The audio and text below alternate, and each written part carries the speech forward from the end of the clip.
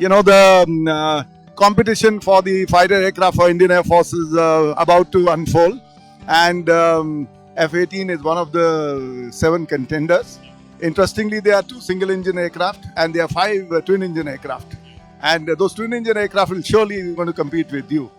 Tell us about the F-18 on offer to Indian Air Force, and why you think that the F-18 is the best contender. I'd be happy to. Thank you for the question. Thank you for your time. So the first is it's the most modern aircraft. So the United States government has fully funded the Block 3 capabilities of the Super Hornet, which you see here behind us. And so, the upgradation that's happening in the Block 3, faster data rates, better stealth performance, better EW performance. So this is what's on offer. After the signature of Comcasa, India is getting the best capabilities in the world today. Now, and if you look at the modern threat, that's facing India, and it's a very crowded neighborhood, it's very important to have stealth as well. Affordable stealth, well-rounded, complete stealth and survivability, and that's really the signature performance of an F-18 is affordability, maintainability of the aircraft, and really also more modern BVR, difficult to see, difficult to kill. As you mentioned, twin engine versus single engine, many aviators see the benefits and survivability of a twin engine aircraft. So the first is really that capability of the Super Hornet. For the discriminated viewer, they're going to understand really is ahead above the competition. You see, there are 2 American aircraft in the competition, the F-21 now, as of yesterday, and F-18.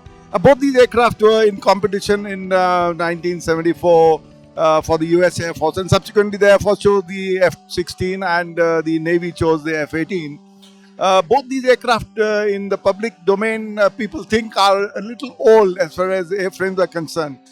Tell us, in today's time, if they were to compete with aeroplanes which are relatively newer airframes, how is this going to make a difference?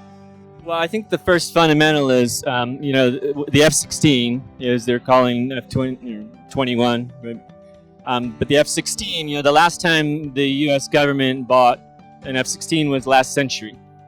Okay, now the difference is, unlike what you described, the classic Hornet is a fundamentally different aircraft. So a classic Hornet is 1/3 smaller than a Super Hornet. So the Super Hornet is a brand new aircraft, developed in this century. And now the Block 3 Super Hornet is the newest aircraft in the field, actually. So that's the first myth, is the classic Hornet is a very different aircraft. Now the classic Hornet, we learned a lot about maintenance and about aircraft availability, affordability, and we took all of that learning when we built the brand new Super Hornet. Now this is the Block 3 Super Hornet. Again, the United States government today is buying dozens and dozens of new Block 3 Super Hornets. So that's what's on offer to the customer. So you're looking at decades of future U.S. government procurement and all of the technology upgrades and investments that the U.S. government is making in the Super Hornet is what will be available for the next 30 years, 40 years to the Indian Air Force and to the Indian Navy. And this is an important part. The Royal Australian Air Force operates.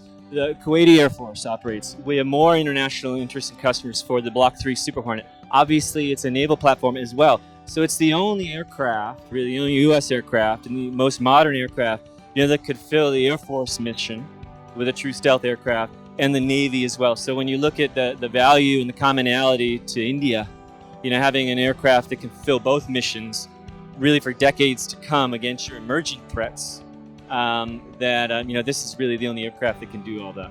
See, my last question is that we, of course, wait for the RFP to be released by Indian Air Force.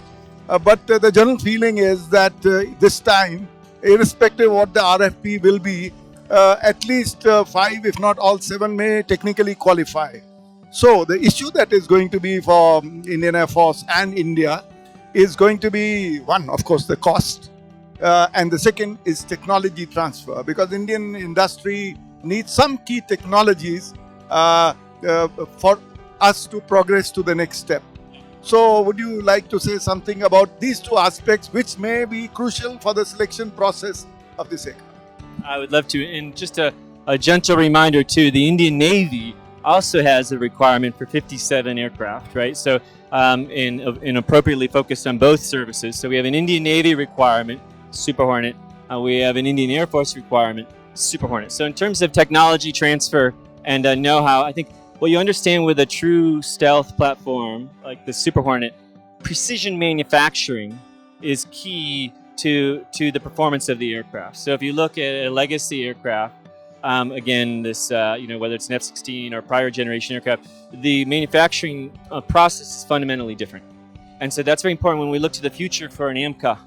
And you have a next generation aircraft that India will design and build itself, having a brand new factory. So our strategy in terms of tech transfer is not to lift and shift an old factory that's past its life, and we're going to give an old factory to India. No, it would be a brand new state-of-the-art factory.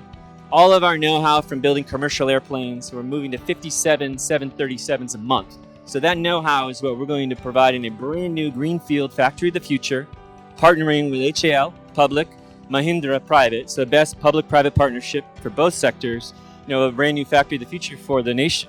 And obviously for a Super Hornet, but really beyond that, I think it'd be an asset to the nation for your future fighter requirements as well.